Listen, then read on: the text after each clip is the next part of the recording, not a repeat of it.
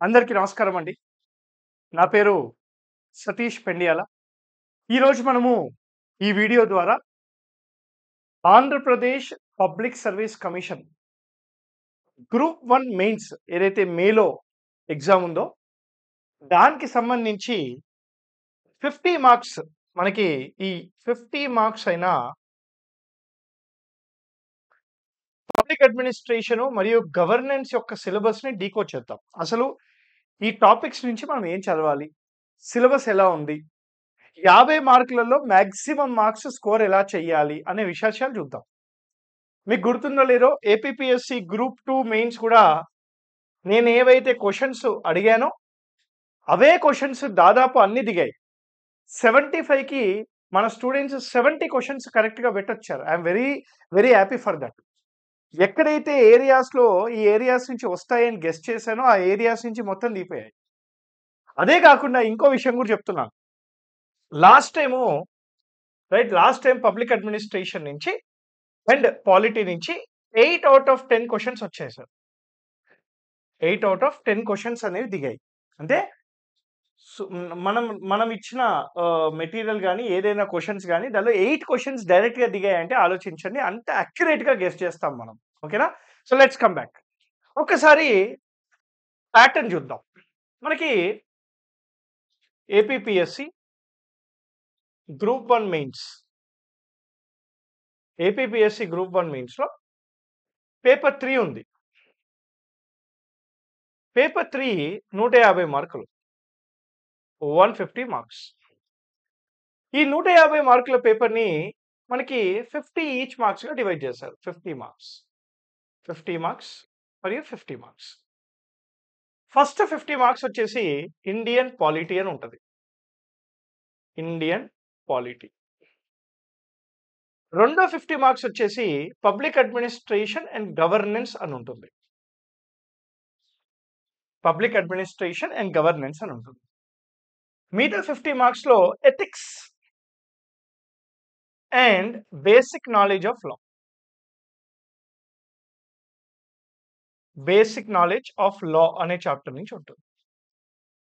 So ఇక్కడ మనకి Indian polity, public administration, governance, ethics and basic knowledge of law మొత్తం కూడాను 50 మార్కులు ఈచ్, 50 మార్క్స్ ఈచ్ ఉంటుంది సార్. సో 15 క్వెషన్‌లు మనకి ఆల్మోస్ట్ ఈ రెండిటి నుంచి 10 క్వెషన్‌లు ఈ ఈ దీని నుంచి 5 క్వెషన్‌లు వస్తాయి. మీకు తెలిసిందే. ఈ రోజు మనం ఏం చేస్తామంటే ఈ పబ్లిక్ అడ్మినిస్ట్రేషన్ మరియు గవర్నెన్స్ అనేది చాలా యూనిక్ సబ్జెక్ట్. అండ్ ఈ పేపర్ అనేది scoring subject. This paper is a very scoring subject. 90 marks అనేవి మీరు టార్గెట్‌గా పెట్టుకోవాలి.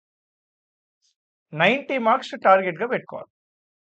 అంటే మినిమము 30 మార్క్స్ ఈచ్ పేపర్‌లో రావాలి. దీంట్లో 30 మార్క్స్‌కి ఇదిగోండి బేసిక్ నాలెడ్జ్ ఆఫ్ లా నుంచి 20 మార్క్స్ వస్తాయి. ఇదొకటి 30 మార్క్స్ వస్తుంది. సో ఇది మనకి స్కోరింగ్ అవుతుంది ఇక్కడ. సిమిలర్‌లీ పబ్లిక్ అడ్మినిస్ట్రేషన్, గవర్నెన్స్ నుంచి 50లో 30 మార్క్స్ రావాల్సిందే. ఇండియన్ పాలిటీ చాలా ఈజీ. దీంట్లో నుంచి కూడా 30 క్వెషన్‌లు 30 మార్కులు మీకు రావాల్సిందే. ఇది మనకి టార్గెట్‌గా 90 మార్క్స్ టార్గెట్‌గా పెట్టుకోండి. ప్రీవియస్ గ్రూప్ 1 మెయిన్స్‌లో మన మెంటర్‌షిప్ స్టూడెంట్స్ ఎవరైతే ఉన్నారో వాళ్ళకి కూడా ఇదే స్ట్రాటజీ చెప్పాను. వర్కౌట్ అయింది. వాళ్ళు ర్యాంకర్స్‌గా కూడా ఉండడం జరిగిందన్నమాట. Now let's come back to public administration and governance syllabus. ఒకసారి ఈ సిలబస్ ఎలా ఉంటుంది? ఏముంటుంది? ఒకసారి చూద్దాం. పబ్లిక్ అడ్మినిస్ట్రేషన్ అండ్ గవర్నెన్స్ అనేది సెక్షన్ బిలో ఉంటుంది మనకి. సెక్షన్ ఏ వచ్చేసి ఇండియన్ పాలిటీ, సెక్షన్ సి వచ్చేసి ethics and basic knowledge of law అనే చాప్టర్‌లో ఉంటుంది. దీంట్లో 6, 7, 8, 9, 10 సో మొత్తం కూడాను 5 చాప్టర్‌లు ఉంటాయి. ఈ 5 చాప్టర్‌లలో చాప్టర్ 1 అంటే 6థ్ చాప్టరు, 7థ్ చాప్టరు, 8థ్ చాప్టరు ఇవి పబ్లిక్ అడ్మినిస్ట్రేషన్‌కి రిలేటెడ్. 8థ్ చాప్టరు, 9థ్ చాప్టరు, 10థ్ చాప్టర్ ఇది గవర్నెన్స్‌కి రిలేటెడ్. అంటే 8థ్ చాప్టర్‌లో మనకి గవర్నెన్స్‌కి రిలేటెడ్‌గా టాపిక్స్ ఉంటాయి. అండ్ పబ్‌యాడ్‌కి రిలేటెడ్‌గా టాపిక్స్ కూడా ఉంటాయన్నమాట.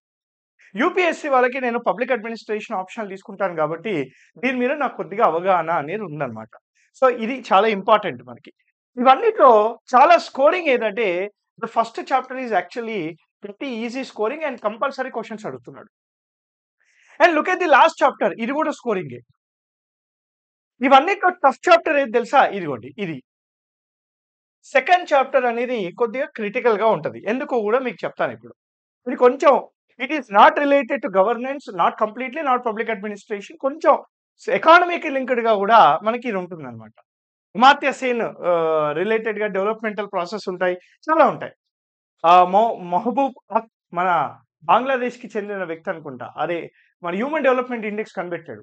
ఆయన రిలేటెడ్‌గా ఉన్న థియరీస్ గూడా దీంట్లోనే ఉంటాయన్నమాట. ఒక్కొక్క చాప్టర్‌ని డీకోడ్ చేద్దాం.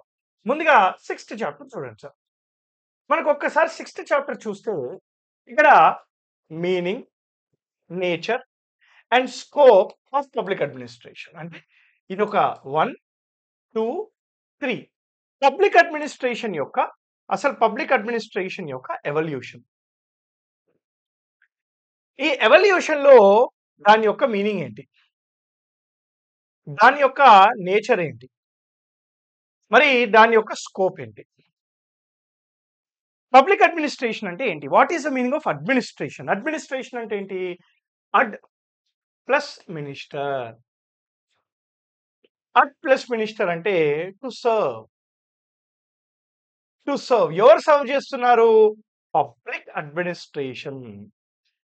పబ్లిక్ అంటే ఇక్కడ గవర్నమెంట్ అని కూడా పెట్టుకోవచ్చు. అంటే దీన్ని సినానిమస్‌గా గవర్నమెంట్ అడ్మినిస్ట్రేషన్ అని కూడా అనొచ్చు. అంటే గవర్నమెంట్ టు సర్వ్. ఎవరికి? To people. ప్రభుత్వము ప్రజలకు చేసే ఒక పాలనా విధానాన్నే పబ్లిక్ అడ్మినిస్ట్రేషన్ అని అంటాం. బ్యూరోక్రసీ ఐఏఎస్ అధికారులు అందరూ కూడా చేసే పనే పబ్లిక్ అడ్మినిస్ట్రేషన్ అని చెప్పుకుంటాం మనం. దీంట్లో అసలు పబ్లిక్ అడ్మినిస్ట్రేషన్ అనేది it is not a separate discipline. Public administration was part of political science. Political science. Woodrow Wilson అనే వ్యక్తి is a father of public administration. ఈ వుడ్రో విల్సన్ అనే వ్యక్తి లేదు political science public administration different అని చెప్పి ఒక పేపర్ సబ్మిట్ చేసినప్పుడు పబ్లిక్ అడ్మినిస్ట్రేషన్ అనేది సెపరేట్ డిసిప్లిన్ గా తీసుకొని రావడం జరిగింది. 1989లో పబ్లిక్ అడ్మినిస్ట్రేషన్ అనేది కొత్త ఆప్షనల్ సబ్జెక్ట్ గా కూడా యూపీఎస్సీలో ఇంట్రడ్యూస్ చేశారు. అప్పటి వరకు పబ్లిక్ అడ్మినిస్ట్రేషన్ అనే ఆప్షన్ కూడా లేదు. పొలిటికల్ సైన్స్ లోనే ఉంటుంది. అంటే పొలిటికల్ సైన్స్ ఫాదర్ అయితే ఇది బేటా అన్నమాట. డాటరో సన్నో. Public administration is nothing but it is a child of the political science. Political science deals with politics. Public administration deals with administration. మనకి తరచు పాలిటీలో చూస్తూ ఉంటాం. జనరల్ ఎగ్జిక్యూటివ్, పొలిటికల్ ఎగ్జిక్యూటివ్ అని చెప్పేసి. ఈ పొలిటికల్ ఎగ్జిక్యూటివ్‌లో ఎవరుంటారు? మంత్రి మండలి. మరి జనరల్ ఎగ్జిక్యూటివ్‌లో ఎవరుంటారు సార్? బ్యూరోక్రసీ. అంటే ఈ మంత్రి మండలి అనేది ఎలక్షన్స్ ద్వారా వీళ్ళు మంత్రులుగా వచ్చి ఉంటారు. బ్యూరోక్రసీ అనేది మెరిట్ బేస్డ్‌గా పరీక్ష రాసి వాళ్ళ పొజిషన్‌లో ఉంటారు. వీళ్ళిద్దరూ కలిసి పనిచేసే విధానాన్నే ఫ్యూజన్ థియరీ అని అంటాం. సో, వీళ్ళిద్దరు వేరే. ఇదే పబ్లిక్ అడ్మినిస్ట్రేషను, ఇది పొలిటికల్ సైన్స్ అనుకోండి. సింపుల్‌గా చెప్పాలంటే. నేను ఇంకా డీటెయిల్స్‌గా చెప్పను. I'm just decoding it. Public administration meaning, nature. What is the nature of public administration అంటే ఇది ప్రైవేట్ అడ్మినిస్ట్రేషన్‌కి ఎలా డిఫరెంటో తెలిస్తే పబ్లిక్ అడ్మినిస్ట్రేషన్ అంటే ఏంటో తెలిసిపోతుంది. అంటే ప్రైవేట్ సంస్థలు ఎలా పనిచేస్తే, ప్రభుత్వ యంత్రాంగం ఎలా పనిచేస్తుందో చూస్తే ఈజీగా తెలిసిపోతుంది. మరి what is the scope? Limited స్కోపా? నారో స్కోపా? Wider స్కోపా?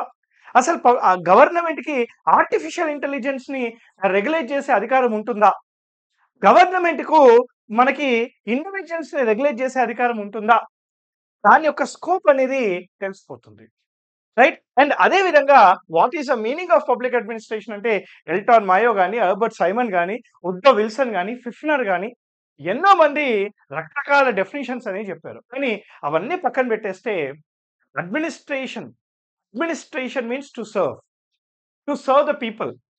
When government is doing that administration that is సింపుల్‌గా చెప్పాలంటే.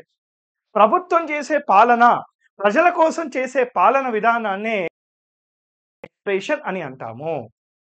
రైట్? ఎందుకని చేస్తుంది sir? The ultimate goal of public administration is good governance.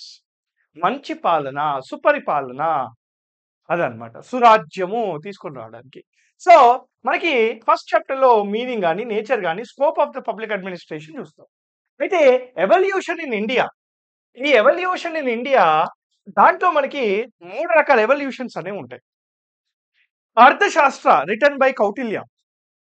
ఈ Arthashastra is considered the first book on the administration in the world. ప్రపంచంలోనే the first book on the administration in the world ఏది అంటే అర్థశాస్త్ర. కౌటిల్యుడు రాసిన అర్థశాస్త్ర అని అంటాం. కౌటిల్యాస్ అర్థశాస్త్రలో ఇక్కడ మనకి సప్తపది. The main nature of the administration of the Kautilya is Saptapadi. దానిలో అమాత్య ఉంటారు. దానిలో స్వామి అంటే కింగ్ ఉంటాడు. దానిలో ధనం ఉంటుంది, ట్రెజరీ ఉంటుంది. దానిలో బడ్జెటింగ్ ఉంటుంది. దానిలో ఫోర్ట్ ఉంటుంది. ఇవన్నీ కూడాను ఈ సప్తపదిలో వస్తాయన్నమాట. అదే మనము ఈ కౌటిల్యాస్ అర్థశాస్త్రాల్లో నేర్చుకోవాలి మీ యొక్క ఎగ్జామ్‌కి. అదే విధంగా ముఘల్స్ అడ్మినిస్ట్రేషన్. ముఘల్ అడ్మినిస్ట్రేషన్ అంటే ఏంటి? యానీ అక్బరీ. అక్బర్‌నామా. అక్బర్‌నామా అనే ఒక పుస్తకాన్ని యానీ అక్బరీ అని కూడా అంటారు దాన్ని. ఈ యానీ అక్బరీ లేదా అక్బర్‌నామా అనే పుస్తకాన్ని అబూ ఫజల్ రాసాడు.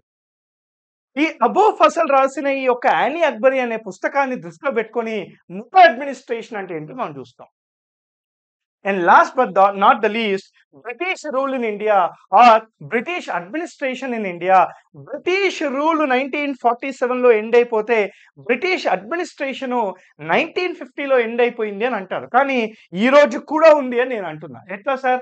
బ్యూరోక్రసీ చూడండి, రైల్వే వ్యవస్థ చూడండి, సెన్సస్ సిస్టమ్ చూడండి, అంటే సెంట్రలైజ్డ్ అడ్మినిస్ట్రేషన్ చూడండి, డీసెంట్రలైజేషన్ చూడండి, లోకల్ సెల్ఫ్ గవర్నెన్స్ చూడండి. ఇవన్నీ కూడాను బ్రిటిష్ వాళ్ళు తీసుకొచ్చిన అడ్మినిస్ట్రేటివ్ పరిపాలనలే. అవన్నీ కూడాను మనం చూస్తాం. The role of the district collector. The main thing what they gave to India is the role of the district collector. మీరు ఆ మూవీ చూస్తుంటారు, 'గేమ్ చేంజర్' అనే ఒక మూవీ. దానిలో రామ్ చరణ్ గారు అసలు డిస్ట్రిక్ట్ కలెక్టర్ అంటే ఎవరో చెప్తూ వెళ్తాడు. అవన్నీ రోల్స్ ఒక డిస్ట్రిక్ట్‌లో ఒక కలెక్టర్ చేయడానికి కారణము మనకి కార్న్‌వాలిస్ ద్వారా వచ్చిన ఈ డిస్ట్రిక్ట్ కలెక్టర్ యొక్క పోస్టు ఈ అడ్మినిస్ట్రేటివ్ భాగంలో is head of the district అని చెప్పేసి మనకి అడ్మినిస్ట్రేషన్ అనేది ముందుకు తీసుకుంటూ వెళ్తాడు. ఒక పొలిటీషియన్ 5 సంవత్సరాలే ఉంటాడు. కానీ నేను కలెక్టర్‌ని 30 సంవత్సరాలు ఉంటానని అంటాడు రామ్ చరణ్ అక్కడ. అది ఇదే అన్నమాట. Administration is a permanent administration అని అంటాం. సో, ఈ చాప్టర్‌లో మనము ప్యూర్ పబ్లిక్ అడ్మినిస్ట్రేషన్ చూస్తాం సార్. ప్యూర్. అంటే ఏమేమి ఉంటుంది ఇక్కడ? Meaning, nature, scope of public administration అంటే ఏంటి? Evolution in India administrative ideas in Kautilya's Arthashastra అంటే ఏంటి? Mughals administration legacy of the British rule అంటే ఏంటి? ఈ విశేషాలన్నీ కూడాను ఈ యొక్క చాప్టర్‌లో చూడడం జరుగుతుంది. ఇక్కడి నుంచి ఖచ్చితంగా ఒక 1-2 క్వెషన్స్ వస్తాయి. 1-2 క్వెషన్స్ వస్తాయి. ఇంకెప్పుడైనా నెక్స్ట్ వీడియోస్‌లో ప్రీవియస్ క్వెషన్స్ కూడా డీకోడ్ చేస్తాను నేను. కానీ ఒకటి మాత్రం గ్యారంటీ వస్తుంది. ఇంకో క్వెషన్ కూడా వచ్చే అవకాశాలు ఉంటాయి. ఓకేనా? ఇది చూడండి. నెక్స్ట్ చాప్టర్ చూడండి. Government policies and interventions for development in various sectors and issues and problems of implementation. ఇక్కడ 3 విషయాలున్నాయి. ఒకటి డెవలప్‌మెంటల్ ప్రాసెస్‌లో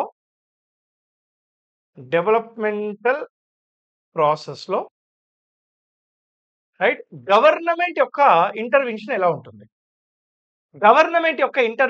ఉంటుంది? ఏ సెక్టర్‌లో గవర్నమెంట్ అనేది ఇంటర్వీన్ అవుతుంది? మరి దీని యొక్క ఇష్యూస్ ఏవేవి ఉంటాయి? సో, ఇష్యూస్ ఉన్నాయి కాబట్టి వే ఫార్వర్డ్ కూడా ఏముంటుంది? ఎలా ఉంటుంది? అంటే ఇక్కడ డెవలప్‌మెంటల్ ప్రాసెస్, ప్రభుత్వం రోల్ ఏంటి? ప్రభుత్వం ఏ సెక్టర్స్‌లో మనకి డెవలప్‌మెంటల్ ప్రాసెస్‌లో ఉంటుంది? దాని యొక్క ఇష్యూస్, వే ఫార్వర్డ్ ఎలా ఉంటుంది? అయితే ఇక్కడ మనము చూడాల్సిన విషయాలు ఏంటో చూద్దాం. పాయింట్ నంబర్ 1, పబ్లిక్ పాలిసీ అనేది చూడాలి. What is public policy? A policy made for the public at large. A policy made for public at large is called public policy. A policy made for the public at large with a clear-cut targets. Is called public policy. 2047 కల్లా Amrit call అంటే ఏంటి? India అనేది developed nation గా ఉండాలి అని చెప్పేసి మనము ఒకటి తీసుకొని రావడం జరిగింది. It's a policy. మరి దానికి ఏం చేస్తున్నాం? అదే ఈ యొక్క పబ్లిక్ పాలిసీ అనేది ఫ్రేమ్ చేస్తారనమాట. పబ్లిక్ పాలిసీ అంటే ఏంటి? పాయింట్ నెంబర్ 1 పబ్లిక్ పాలిసీ అనేది ఎన్ని స్టేజెస్ లో చేస్తారు? Eastern eastern right. Systems theory అంటే ఏంటి? ఇతను గవర్నమెంట్ ని బ్లాక్ బాక్స్ అని అంటాడు. He calls government as black box. అంటే what is public policy? What are the stages involved in public policy? Easton ఏం చెప్పాడు? అమాత్య సేన్ డెవలప్మెంటల్ ప్రాసెస్ యొక్క డెఫినేషన్ ఏంటి? Mohammad ul Haq human development index తీసుకొచ్చిన వ్యక్తి ఆయన యొక్క విశేషాలు, ఆయన యొక్క డెవలప్మెంటల్ ప్రాసెస్ ఎలా ఉంటుంది? అసలు ఇండియాలో డెవలప్మెంట్ ప్రాసెస్ ఎలా ఉంటుంది? మరి ఇండియాలో డెవలప్మెంటల్ ప్రాసెస్ లో ఏ సెక్టర్స్ లో ఇన్వాల్వ్ అవుతుంది సార్? మనకి హెల్త్ సెక్టర్ కానివ్వండి, ఎడ్యుకేషన్ సెక్టర్ కానివ్వండి, ఉమెన్ అండ్ చైల్డ్ డెవలప్మెంట్ కానివ్వండి, లేదా ఎన్విరాన్మెంట్ ప్రొటెక్షన్ కానివ్వండి, గాట్ ఇట్ సార్, లేదా సోషల్ సెక్యూరిటీ కానివ్వండి, మనకి వృద్ధులు వీళ్ళందరూ ఉంటారు కదా, సో పెన్షన్లు, సోషల్ సెక్యూరిటీ కానివ్వండి, వల్నరబుల్ సెక్షన్స్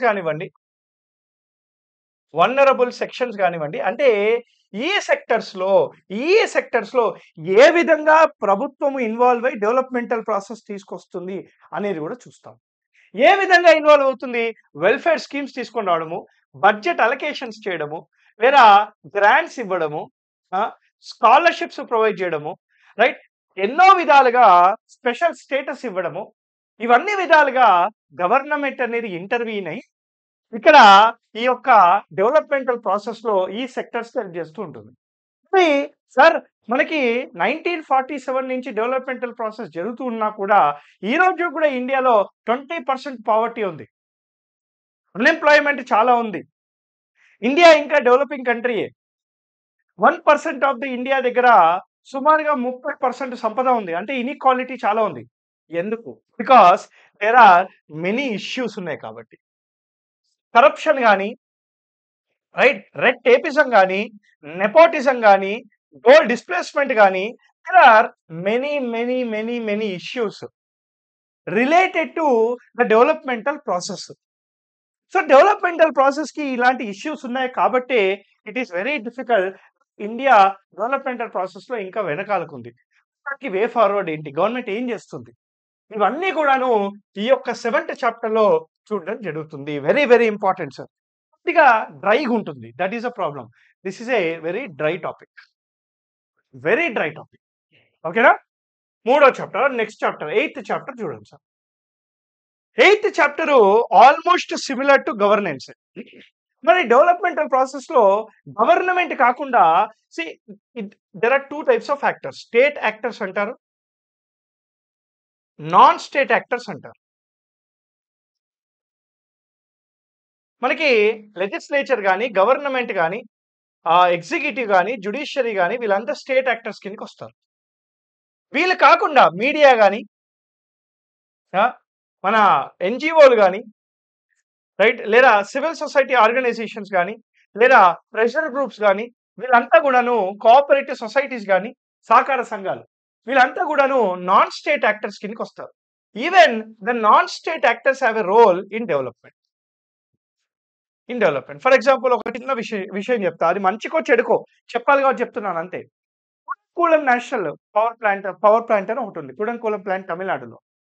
దాన్ని ఆపేయాలి అని చెప్పేసి ఎన్నో ఎన్జిఓస్ ధర్నాలు చేశాయి. రీసెంట్ గా అగ్రికల్చర్ బిల్స్ ని తీసేయాలి అని చెప్పేసి హర్యానా, పంజాబ్ కి చెందిన రైతులు కొట్లాడారు, pressure groups.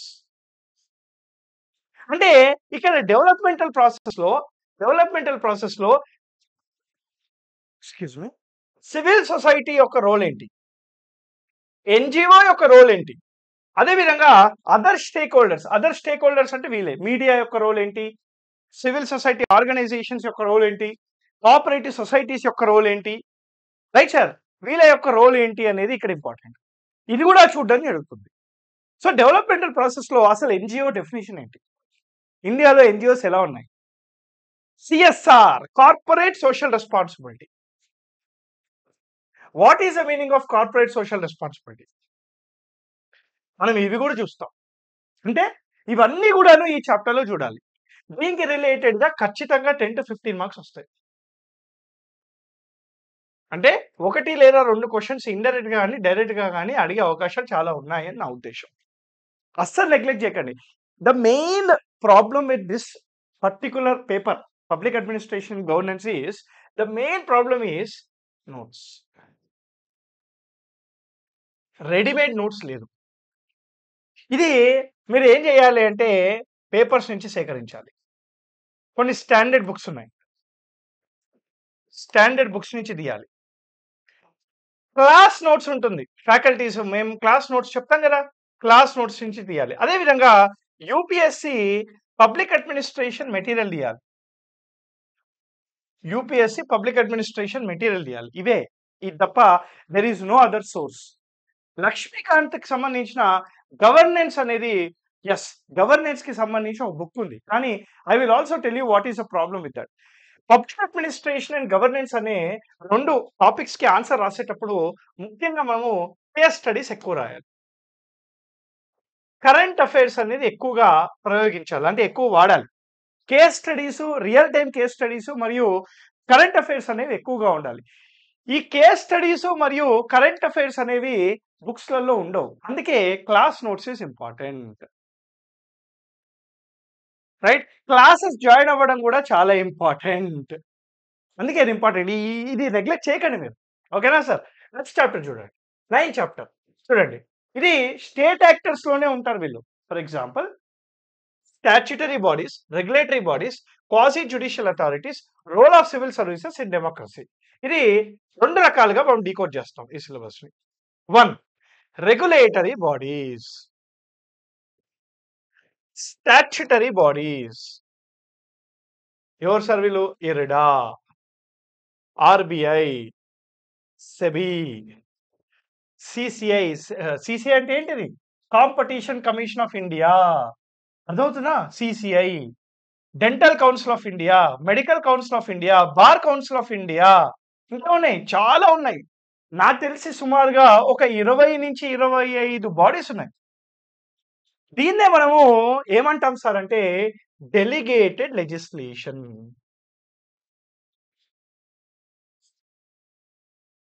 Delegated legislation. Legislation అంటే ఏంటి? చట్టాలు చేసే అధికారము. చట్టాలు చేసేది ఎవరు? Parliament.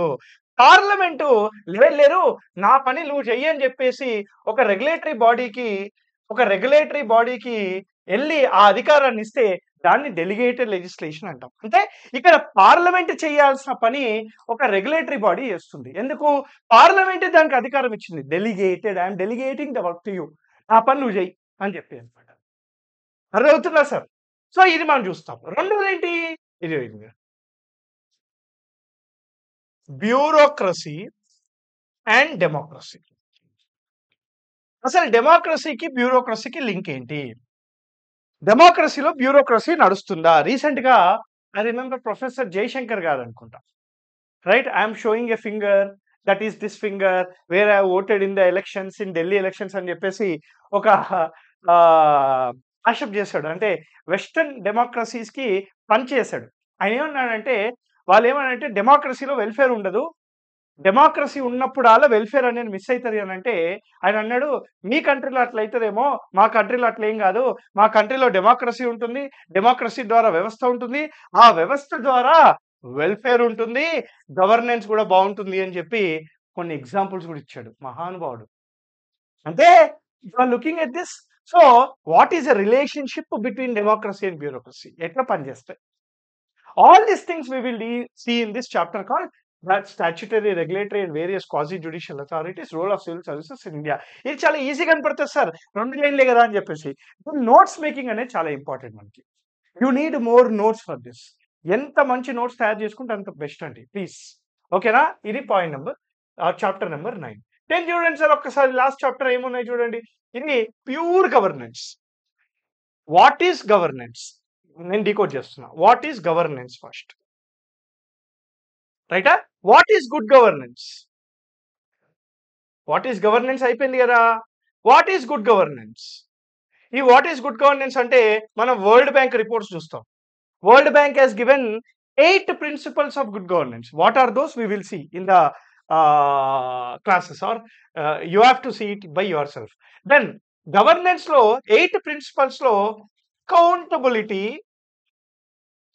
and transparency, these are the two main principles of the good governance. ఇవి రెండు తీసుకొని రావడానికి ఆర్టీఐని తీసుకొచ్చింది, సిటిజన్ చార్టర్స్ తీసుకొచ్చారు, లోక్పాల్ తీసుకొచ్చారు. ఇవేనా ఉన్నాయా ఇవన్నీ?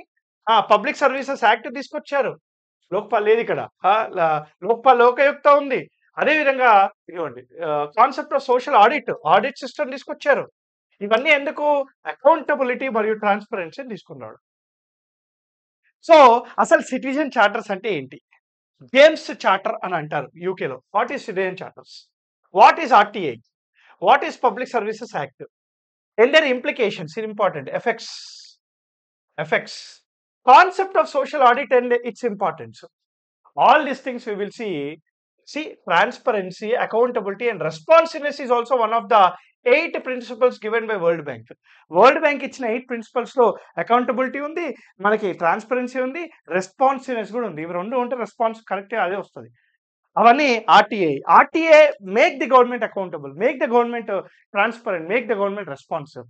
సిమిలర్లీ సిబిఐ కానీ సివిసి కానీ all this institution make the government accountable. This is a pure governance part of pure governance. Okay na sir everyone? Ante these are very important for the exam. ఈ యొక్క 50 మార్కులను మీరు వదలకండి. Just ఒక్కొక్క చిన్న sub topic మీద ఒక 1 page notes రాసుకోండి చాలు, మోర్ దెన్ ఇనఫ్. వెళ్ళేటప్పుడు జస్ట్ దానికి నా తరపున 1 కేస్ స్టడీస్ ఉంటాయి కొన్ని, ఆ కేస్ స్టడీస్ పెట్టుకోండి మీ నోట్స్లలో. 2 కరెంట్ అఫైర్స్ యాడ్ చేసుకోండి. ఇవి 2 మీ యొక్క స్టాటిక్ మెటీరియల్కి యాడ్ చేస్తే మంచి మార్క్స్ వచ్చే అవకాశాలు చాలా ఉన్నాయి, చాలా మంచి మార్క్స్ వచ్చే అవకాశాలు ఉన్నాయి అన్నమాట. సో ఇది మనకి పబ్లిక్ అడ్మినిస్ట్రేషన్ యొక్క సిలబస్, దాన్ని డీకోడ్ చేసే పద్ధతి. So this I wanted to share with you all. ఫ్యూచర్లో if I have some time I will also do a video on previous year questions. ఎలా అడిగాడు, దాన్ని ఎలా రాయాలి అని చెప్పేసి కూడా ఒక వీడియో చేస్తాను. Till then thank you very much.